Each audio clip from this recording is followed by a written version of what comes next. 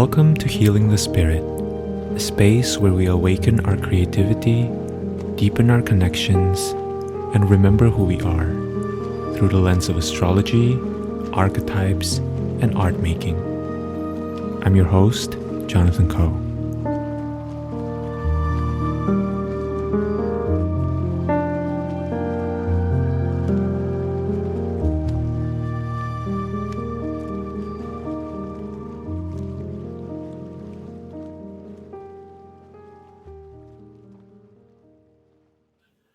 Hello everyone, welcome to Healing the Spirit and welcome to this episode. I am excited to share with you my contemplation for the week of May 15th, 2023. And a couple things before we start. As always, I encourage you to tune inwards as you are listening to this. Allow your own information to bubble forth and allow my words and my contemplation and the space that we are creating here to serve as inspiration for your own knowing to come forward, and allow this knowing to be the primary guidance for your path in the coming week. And the other thing I want to mention also is that if you happen to have found this episode outside of May 15th, consider that maybe there's something here, even though the astrology is no longer what I'm talking about here, that maybe some of the messages will resonate with you. All right, so let's get to it. We have a pretty busy week astrologically, so I would like to do a little bit of a rundown. On Monday the 15th, Mars in Cancer will trine Neptune in Pisces. On Tuesday the 16th, Jupiter will enter Taurus. On Wednesday the 17th, Jupiter will square Pluto, which is currently retrograde in Aquarius. On Thursday, the 18th, Sun in Taurus will sextile Neptune in Pisces. On Friday, the 19th, Mercury in Taurus will sextile Saturn in Pisces. And we will also have a new moon in Taurus, while Venus is in Cancer, right? Because Venus is the ruler of both the Sun and the moon in Taurus. On Saturday, Mars will enter Leo, and it will also oppose Pluto. And on Sunday, the 21st, the Sun will enter Gemini, and the Sun will also trine Pluto. So as you can see, this is quite a busy week. Every single day we have a major aspect, and we also have 3 planets moving signs, right? So Jupiter moving from Aries to Taurus, Mars moving from Cancer to Leo, and then the Sun moving from Taurus to Gemini, right? So before I go further, I just want to say I have been thinking about the rulership of the planets that are currently in the sky. So let's talk about, right now, right? As I'm speaking, and maybe you're listening to this on Monday, right?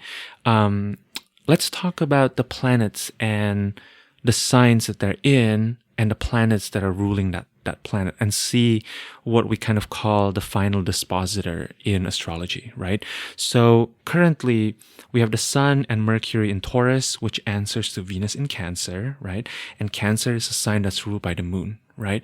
And so Sun, Mercury, eventually leads to the moon, right? And Venus. And then Mars in Cancer is obviously answering to the moon. And then Saturn in Pisces and answers to Jupiter in Aries, right? Which answers to Mars in Cancer, which also then kind of answers to the moon, right?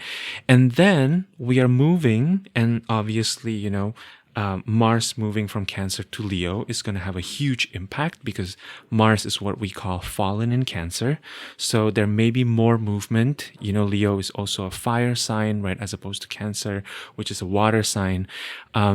So, with Mars moving into Leo, it will be answering later in the week, at least, to the Sun in Gemini, which answers to Mercury in Taurus. But that still, Mercury in Taurus still answers to Venus in Cancer, and then it still answers to the moon, right? So there can be the sense of, you may have experienced this, especially, with the eclipse season, with Mercury being in retrograde, that a lot of things kind of feel unclear. With the eclipses, it may feel like so much is moving through us, so much is being stirred up, so much is being activated, but there may not have been a lot of resolution. Or maybe the resolutions that are there seems a little nonsensical, or it may just seem like, what's the point of moving through all of this, you know? And with Mercury also being in retrograde, things may feel a little unclear. Like you may not even be able to fully articulate what just happened, right?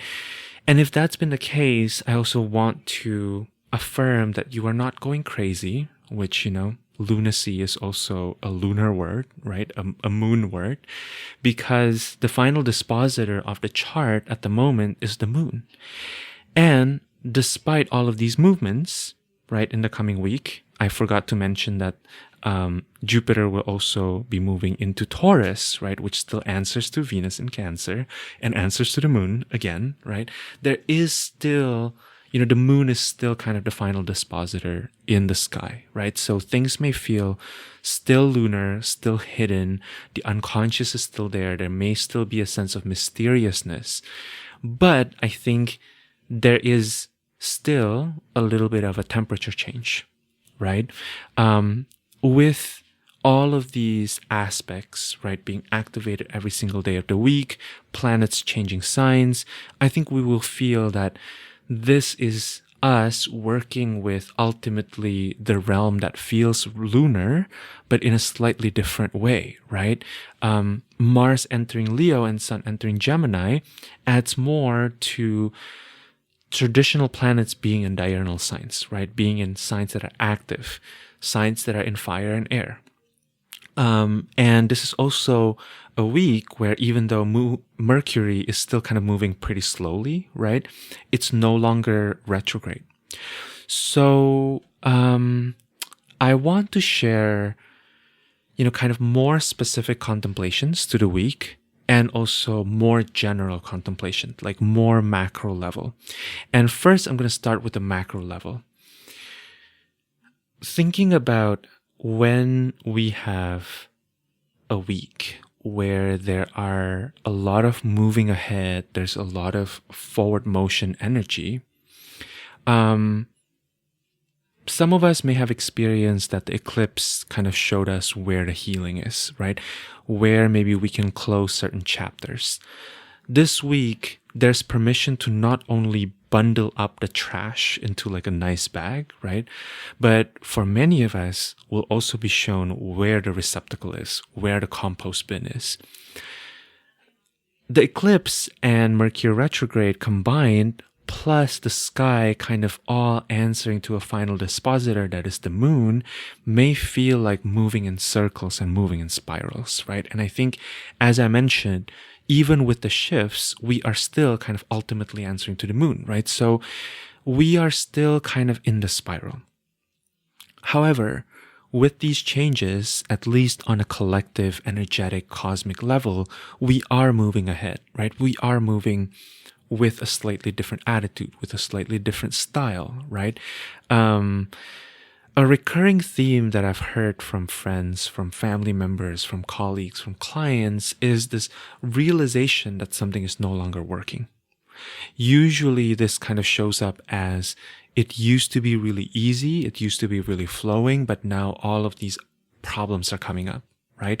I need to make a change because what used to work clearly is no longer working now. Or I don't even know how to be myself anymore in these situations, even if a few months ago I was totally okay with this, right? Another theme that I heard recurring was, something felt a little off in my life. Maybe a person that I was close to, my work, dreams that mattered to me, relationships that used to mean a lot, identities that I hold on to. And suddenly, just like that, I just kind of lost interest. These things are no longer important, right? My mind still doesn't fully know what the fuck is going on, right? But on a being level, on a body level, immediately I just kind of let go.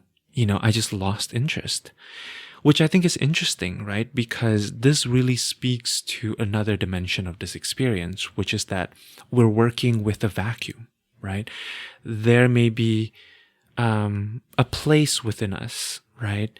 There's a sense that where an identity, a job, or relationship used to be, now there's a hole, right? And while this can be scary, I think the energy cosmically and collectively is such that we will very quickly see this vacuum being filled up if we're open to it, right?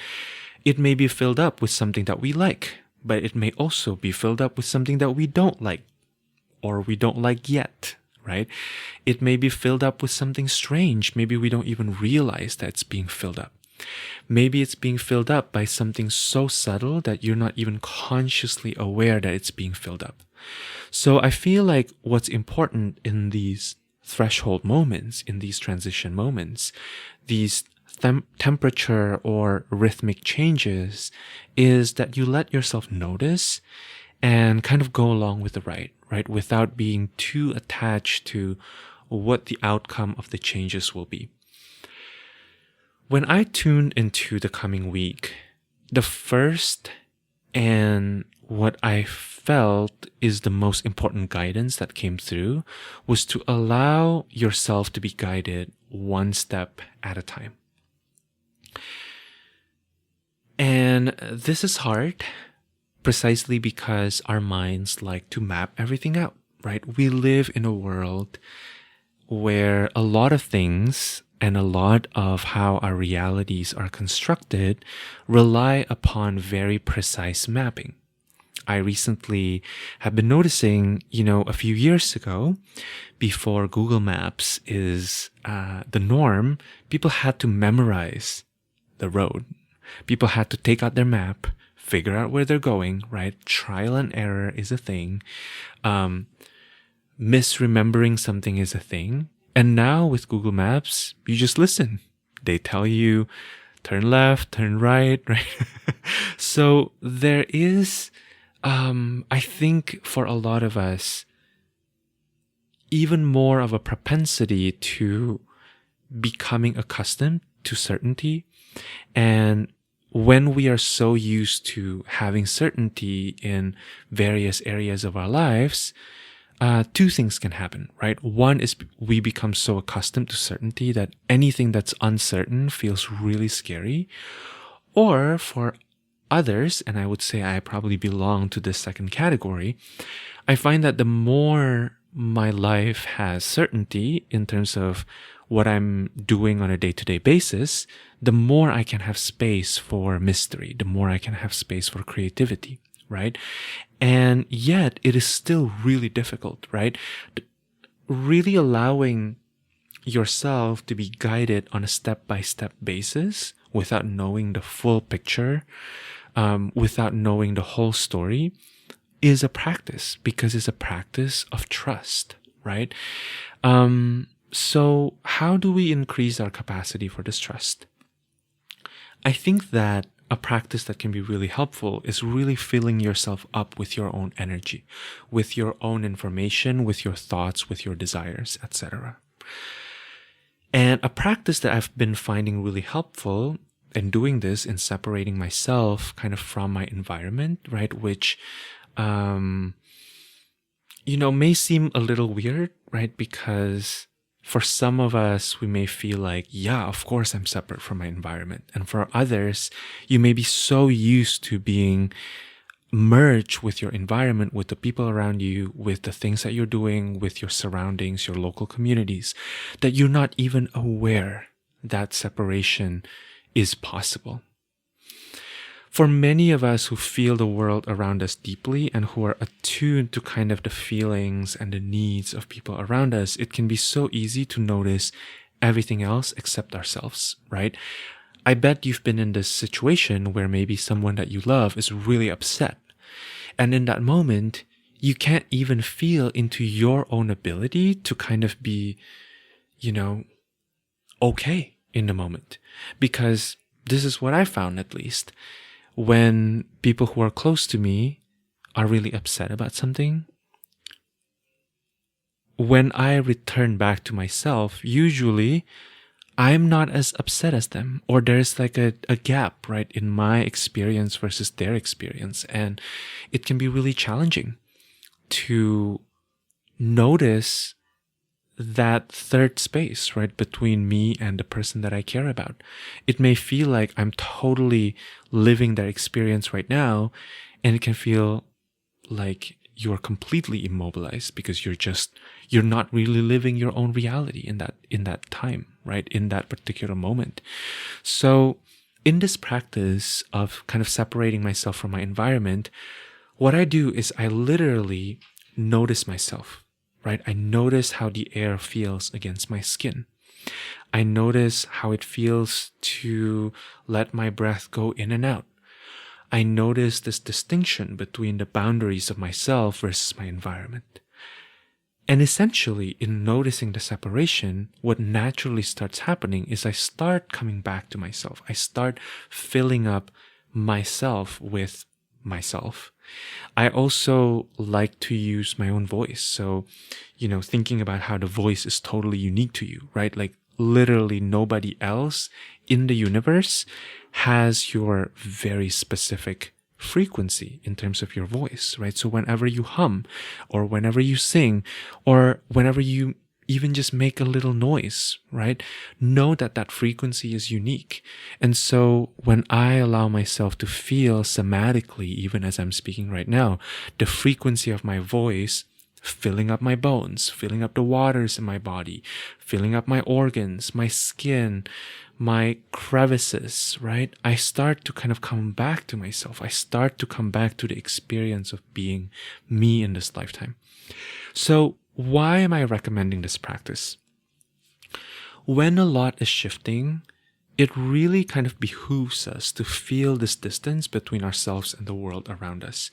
You may find that with the astrology, with the energy of the coming week, there are a lot of invitations. There are a lot of opportunities, ripples, right? And so the practice of filling yourself up can really help you move from a space of authenticity, right? So what authenticity means is that you get to respond as who you are today, who you are right now, rather than responding from the space of what others expect of you, or what you think others expect of you, or what, the places or the modes that you're so used to responding from, like your default modes, right? So I want to really quickly put this into practice, right? And you can do this however you want. This is an exercise that is so simple and yet I think so crucial. And you can do this while you're driving, while you are talking to another person, while you're taking a shower. Really, this is not a practice that takes you outside of your body, right? So if you want, you can do this right now. This is some kind of meditation, right? But my invitation is for you not to close your eyes, for you to be exactly, don't change anything about the way that you are right now, but just notice your environment. Notice if you are holding on to maybe a phone or an object, notice how that part of your skin, that part of your body is not the object. Notice the spaces between you and the objects or the people that are around you.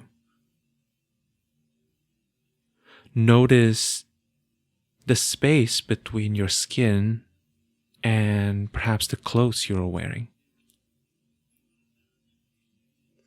Notice the specific experience that is you.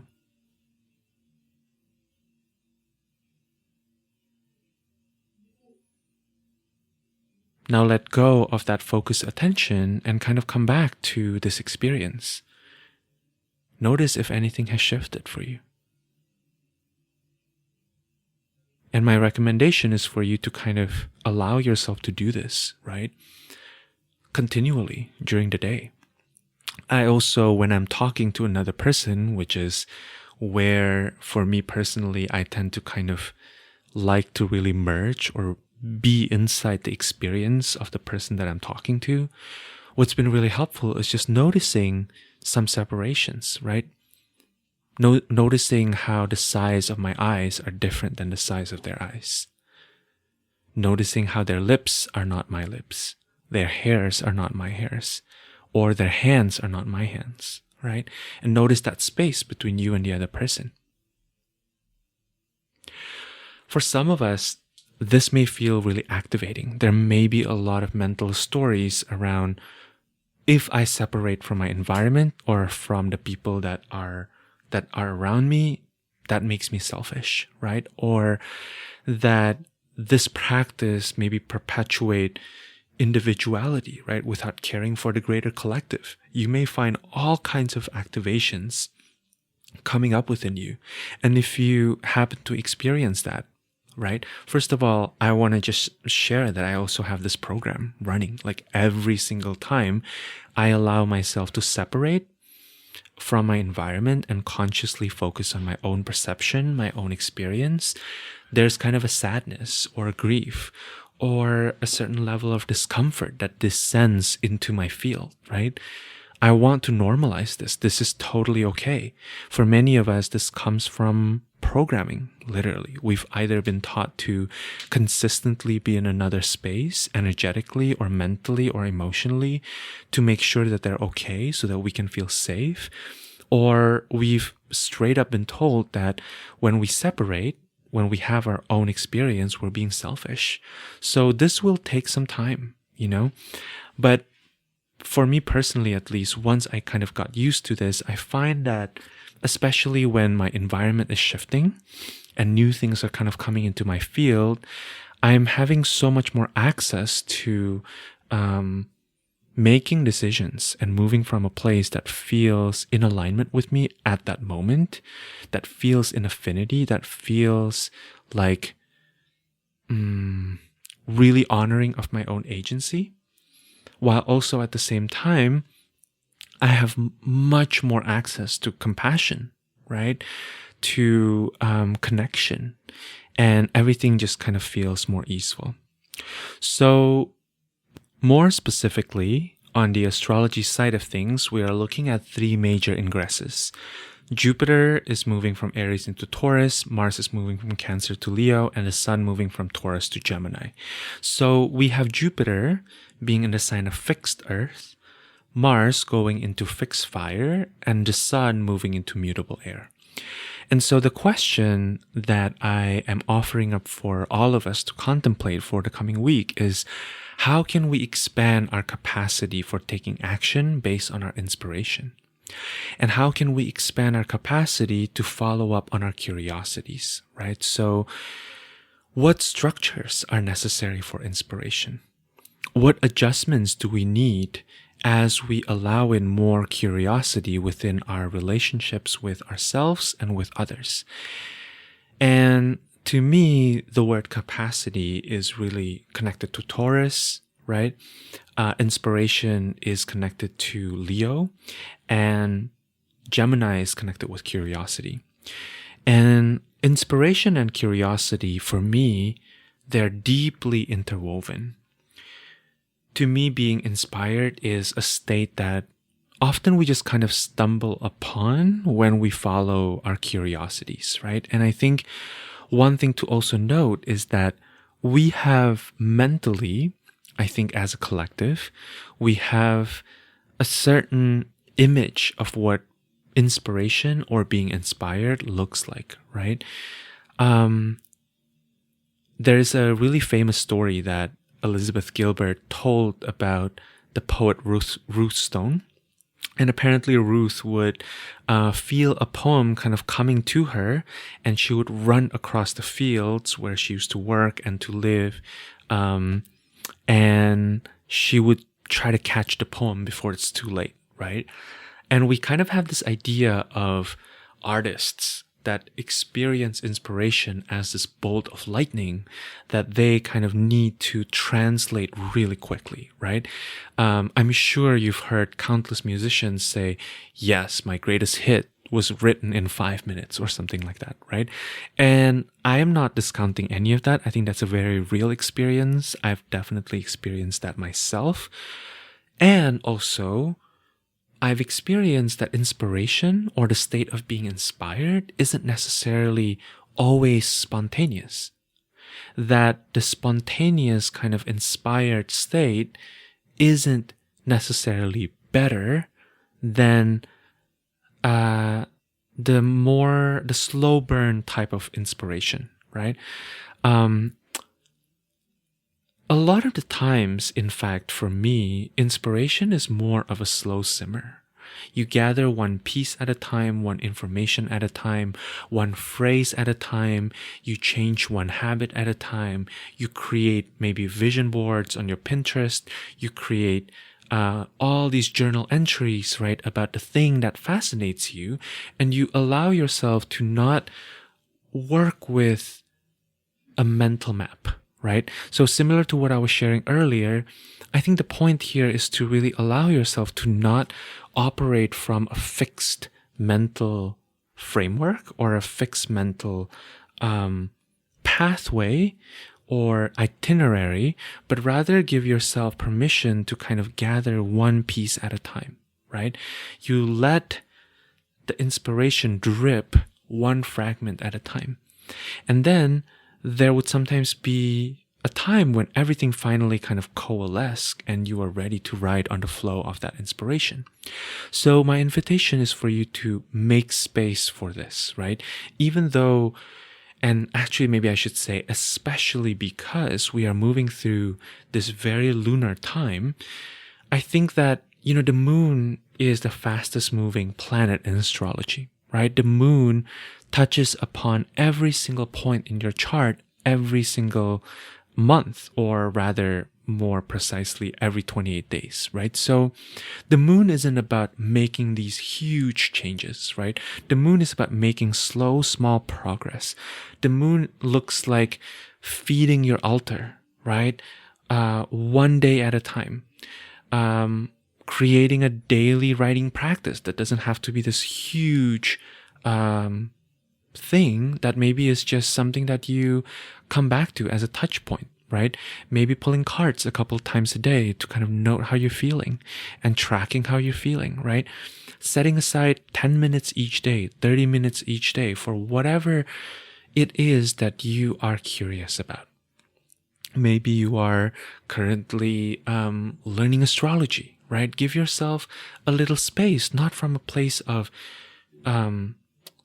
giving yourself or commanding yourself from this place of like, I should do this, right? But rather from like a place of like, what do I want to explore today? And you might find that as you ask this question of what do I feel like exploring today, you might find a couple things. One is that the answer may really surprise you, that maybe each day you kind of have different interests or different curiosities that may not seem totally linked to one another.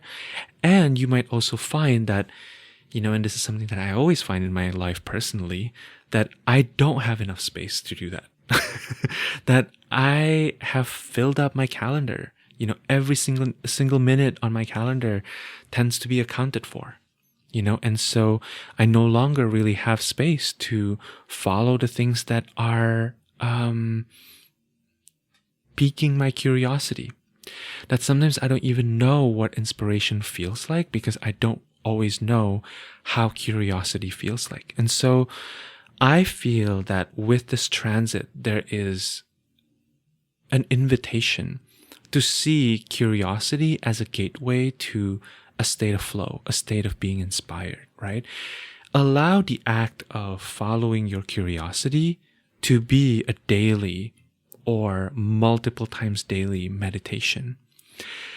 My favorite thing to do, just to kind of ground it into reality, is nowadays I've been really interested in allowing myself to be more curious in conversations.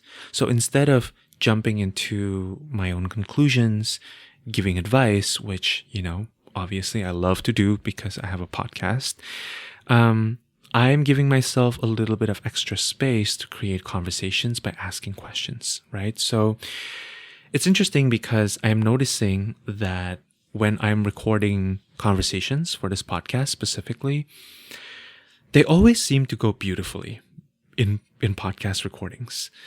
Exchanges are always really easeful, and I'm always deeply inspired by whoever it is that happens to be my guest, because I'm not super interested in challenging my guests. One of the things that I have allowed to be a philosophy for doing interviews, doing conversations, recording them, and then sharing them in a podcast format is that I let myself be totally and completely relieved of this pressure to correct people, to argue with people. I find that conversations are truly incredible when I don't give in to the pressure of feeling like I have to change another person's mind or that I have to question them somehow, right? That space opens up, and then I get to really enjoy and bask in the glory of the fullness of expression, the wholeness of expression that my guests are here to bring. And that space, right, of allowing space for the other person also opens up space for myself. And it really leads me down a path of creativity, of flow, of being inspired. And so this is what I'm talking about when I'm talking about expanding our capacity for being inspired, right? And taking action based on our inspiration. This is what I'm talking about when I'm talking about increasing our capacity, expanding our capacity to follow up on our curiosities. I do think that with Mars moving into Leo and the Sun moving into Gemini, both of them being day signs, or diurnal signs, right? Or, I don't really like the masculine, feminine binary, but I know that a lot of people would use, that these are both masculine signs or kind of active signs.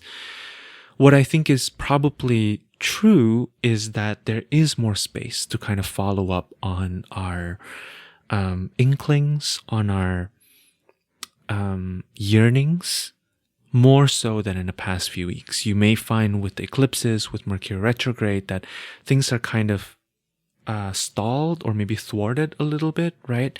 That now if you give yourself a chance to kind of explore and move in that direction, you might find that reality responds to you in a slightly different way. And so when you give yourself space, right, to expand into inspiration, to expand into curiosity, and to consider the possibility that curiosity may be the gateway for inspiration, I think what will probably happen is that, at least for myself, I tend to feel like I'm doing a lot less, but I'm getting a lot more done. Not that productivity is the end game, right?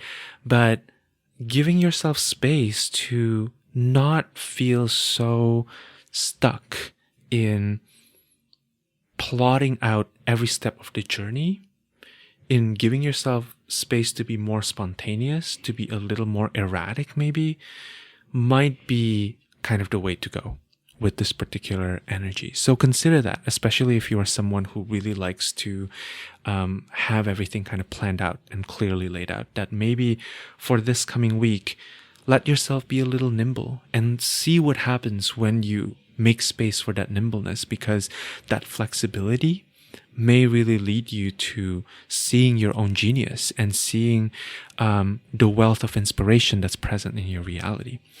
I also pulled a card for all of us. I just pulled one card from the Moonchild Tarot.